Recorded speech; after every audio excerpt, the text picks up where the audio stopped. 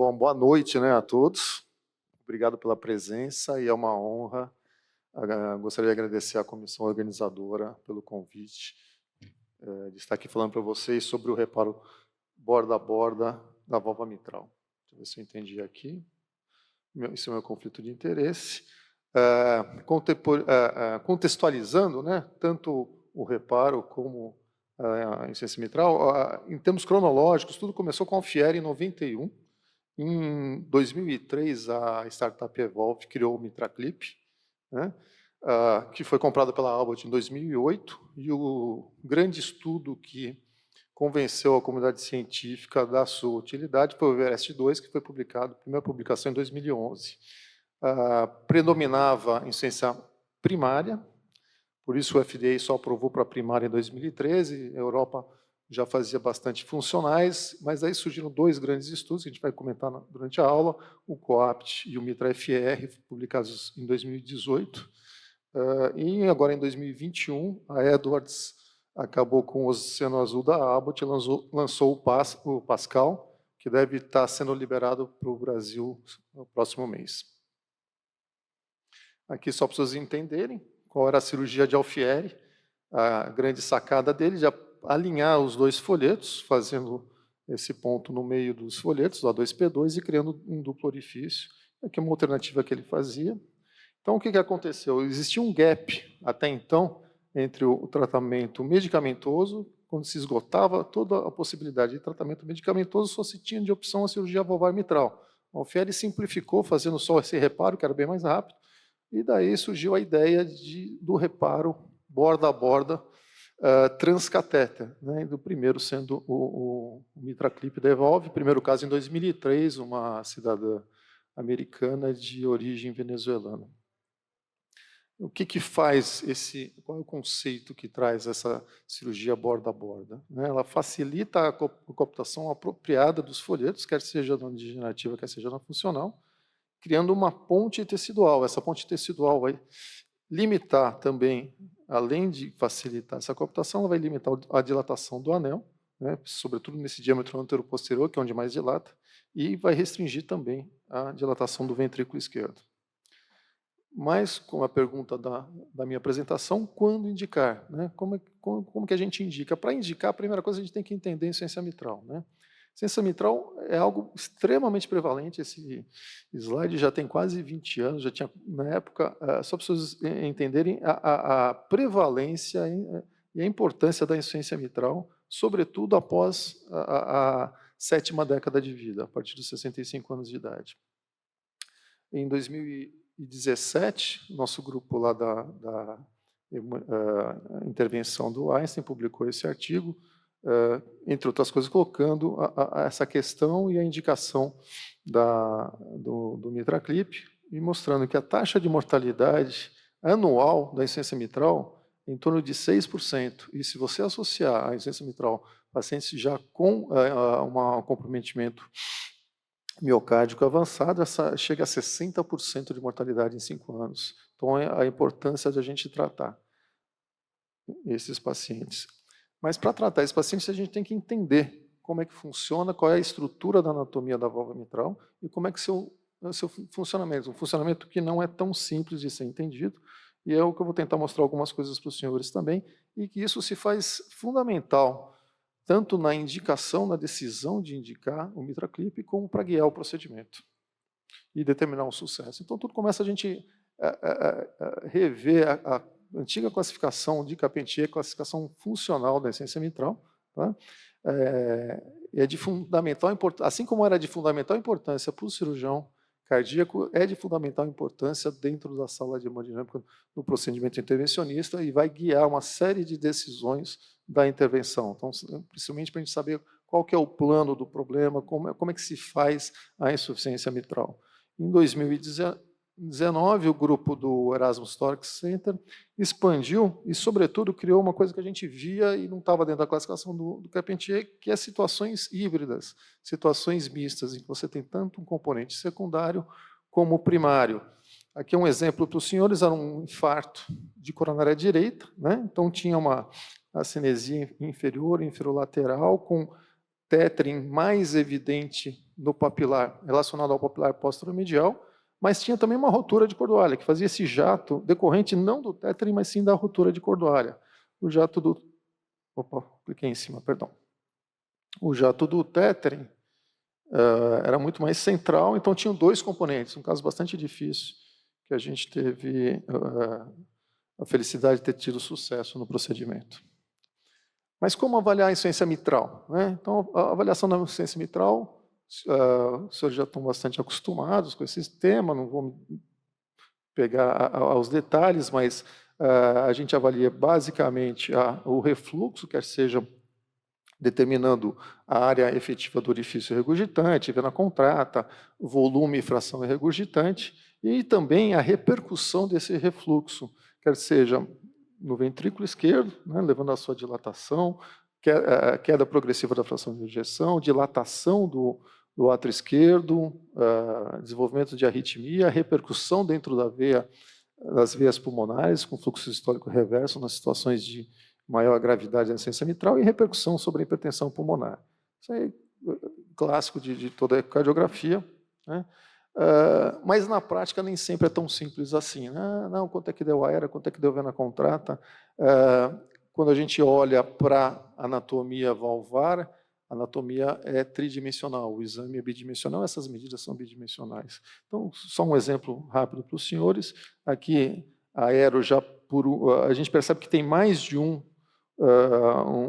PISA, mais de uma convergência, quer dizer, o refluxo é múltiplo, e isso é a grande maioria das vezes, né? Teve um congresso do departamento que veio um médico israelense que mostrou que em 50 pacientes, quando ele avaliou pelo 3D, 49 deles, o orifício não era circular, não era de forma geométrica, era em forma de fenda, como geralmente é na válvula mitral. Então, aqui percebam que não tem só um componente do refluxo. Uma das maneiras de a gente contornar essa dificuldade surgiu em 2019 com a avaliação da área da vena contrata, e não a medida isolada da vena contrata, que tem uma série de restrições. Então, é uma das possibilidades também. Então, existe uma dificuldade em quantificar corretamente, né? Então, às vezes é difícil para o clínico entender essa nossa dificuldade na cardiografia, mas muitas vezes aqui são exemplos disso. Aqui é a maneira de a gente fazer a vena contrata. Então, é importante não só quantificar, e tem toda essa dificuldade de quantificar, mas definir o mecanismo dessa insuficiência mitral, e isso vai ser importante não só na decisão, como na orientação do procedimento. Vou focar mais nos segmentos e não subsegmentos envolvidos. Então, hoje em dia, a gente usa não só a questão de saber se é P1, se é P2, mas se é porção lateral, porção medial dos segmentos. Isso tem uma importância, porque tem questão de anatomia, de cordas relacionadas, a direção de jato e pequenas diferenças de posicionamento do clipe vão interferir no teu resultado. Às vezes você, com maior precisão, você consegue resolver com um clipe só e às vezes acaba tendo que ir para um segundo clipe. E um dos motivos é esse. Tá? Então, assim, já em 2010 já veio essa ideia, hoje a gente até subsegmentariza todos os segmentos aí do posterior, e com isso a gente consegue ter uma precisão maior na orientação do procedimento. E é importante também a gente definir situações em que vão dificultar em muito, até tornando desfavorável a terapia com catéter, a terapia com clipe, né? Quando você tem perfuração, quando você tem um cleft do folheto, ou quando você tem uma calcificação muito expressiva que invade o folheto e que impossibilita a clipagem adequada do folheto. Então, vários autores contextualizando por tempo, então a partir de 2011, com a Everest, ficou bem entendido que para a insuficiência primária o procedimento tinha bons resultados, mas já desde então começaram a ter vários procedimentos, e Martin, em 2016, mostra que é fundamental essa seleção precisa dos pacientes e também a experiência do time, do Heart Team, que está prestando assistência a esse paciente. Então, baseado no Everest, é que a maioria dos primeiros procedimentos foram feitos. O Everest era focado, justamente, em lesões que envolviam o segmento A2, P2, e com essas restrições aqui para a colocação do clipe, o que fez com que essa casuística mostrasse um resultado mais expressivo, com área valvar não menor do que 4 centímetros, um gap não maior do que 10 milímetros, né? Uma largura do defeito não maior que 15 e, para a situação de insuficiência secundária, uma altura não maior que 11 e um ponto de cooptação não menor que 2 milímetros. E aqui representado por aqui, para a situação degenerativa, então essa altura, para quem não está tão acostumado com o eco, essa altura, o distanciamento dos dois folhetos, aqui no caso do flail de um dos folhetos, a largura, visto num corte transversal, quão largo era esse defeito, né? E no caso da funcional, quando esses folhetos eles são ancorados para dentro do ventrículo, quanto maior essa altura, essa profundidade do plano de cooptação até o plano do anel, pior, mais difícil é o procedimento, e quanto menos cooptação você tem entre os folhetos, também pior o resultado. Então, com essas restrições, o resultado do Everest foi muito bom, e nos trabalhos mostramos que também em relação à insuficiência mitral, quanto maior, melhor, pior se eram múltiplas, e sempre buscando uma estratégia de um clipe único, você acabava tendo resultados melhores. Em relação a parâmetros ecocardiográficos, pacientes que tinham fração de ejeção menor que 30%, ou uma dilatação, quer seja pelo diâmetro diastólico maior que 70, ou um volume maior que 200, também tinham piores reversão do processo. Tá? O Soraya e colaboradores mostrou, então, em 2016, a experiência inicial americana com os casos primários, né, e acrescentou, além da questão da área valvar, a situação da calcificação do anel e pacientes que já inicialmente tinham gradiente alto. Por que isso? Porque, na verdade, a gente está trocando, né, existe um trade-off aqui. Né? Eu estou trocando uma insuficiência mitral por algum grau de estenose, porque eu estou dificultando a abertura do folheto. A hora que eu clipo eles, persistem em 2 orifícios, você não tem a mesma mobilidade do folheto, então sempre existe um acréscimo de gradiente. Se eu já saio de um gradiente médio-alto, e esse é um dos problemas, eu já participei de um caso que a gente teve que soltar um dos clipes, porque ia ficar pior, com o segundo clipe ia ficar um gradiente muito alto, ia ser, com certeza, a consequência clínica ia ser pior do que a insuficiência mitral, que ali não era das melhores, tinha ficado meio que leve a moderada, a gente deixou leve a moderada e deixou assim, esse segundo clipe. Tá? E aí ele mostrou neste artigo que, principalmente, quando a abordagem era central, relacionada a 2 e P2, o resultado era bastante favorável. E aqui algumas outras coisas que também se mostraram favoráveis. Tá? Na questão, lógico que sempre é fundamental para tanto funcional primária a otimização terapêutica, mas a insuficiência funcional, o que se viu? Que terapia de reconciliação sempre era importante otimizar também tratamento para outras coisas que podiam estar complicando, quer seja terapia de ressincronização, revascularização. Se persistisse realmente esse grau 3, era levado a um heart-team. Aqui um exemplo, né? Na essência, percebam o terço médio aqui do folheto anterior ancorado, preso, o tethering do folheto. Clicar fora, aqui o cálculo da área. Isso aqui, como é feito o cálculo, percebam que esse folheto está lá dentro do ventrículo. Até que em 2018 surgiram esses 2 artigos bastante impactantes. O COAPT, do grupo americano, e o MITRA-FR, foi publicado um mês antes no New England, pelo grupo europeu. Né? O MITRA-FR deu uma ducha de água fria, mostrou que não havia vantagem nenhuma, quer seja no grupo intervenção ou no grupo controle, a evolução era igual. Né? Qual foi a diferença do COAPT? Era o dobro de pacientes, e ele mostrou quase a metade da taxa de hospitalização e uma redução significativa na mortalidade de qualquer causa, mostrado aqui por esses gráficos que os senhores podem ver. Mas qual que era a diferença do COAPT para o MITRA-FR? Por que teve essa diferença? Foi tanto no critério de inclusão quanto na gravidade da IM das 2 casuísticas. O MITRA-FR incluiu pacientes que tinham ERO acima de 20 milímetros, 0,2 centímetros por metro quadrado, porque tinha um conceito na época de que em insuficiência mitral secundária você tinha números diferentes para considerar como importante. Hoje a gente não usa mais isso.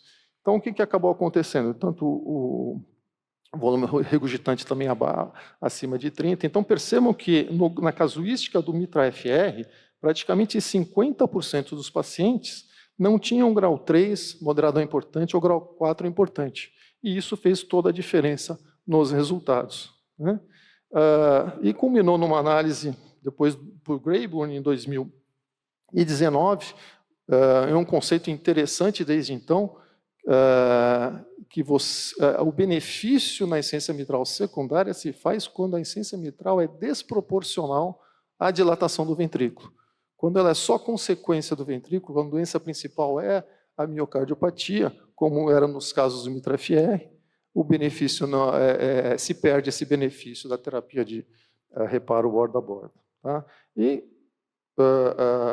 Pibarot também, em 2019, colocou muito claramente quais seriam, então, o grupo que teria benefício. Então, aquele grupo que tem padrões de aero e de volume regurgitante, que a gente considera moderadamente importante, quer seja um aero acima de 0,3, volume regurgitante acima de 45 ml, e que não tenha uma deterioração tão grande do músculo do ventrículo. Então, uma fração de ejeção acima de 20% e um diâmetro sistólico menor do que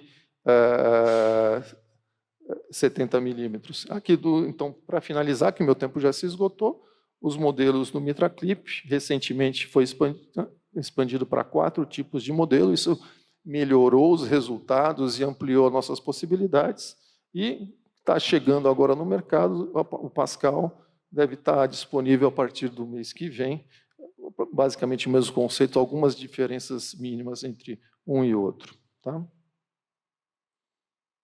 Obrigado, era isso que eu tinha para apresentar para os senhores.